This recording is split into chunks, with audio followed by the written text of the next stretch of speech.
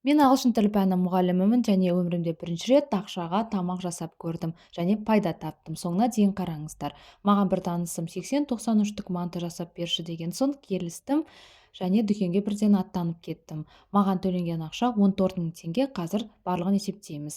Дүкенге барып 1 кило фарш, картоп, пияз және мантының дайын қамырын сатып алдым. Себебі маңызды қонақтар емес, ең бастысы дәмді тамақ шықса болды деді. Сонымен мантының дайын қамыры 123 штук алдым, 80 штугі пайдаланылды, шамамен 3500 теңге. Фарш 4200 теңге 1 кило, плюс үйден 100 грамм фарш қостым, шамамен 4700 теңге. Сондай-ақ картоп, пиязды 300 теңгеден деп есептесек, общий маған кеткен шығын 8700 теңге және маған пайда 5300 теңге. Енді бұл ақша маған көп, аз екендігін білмеймін.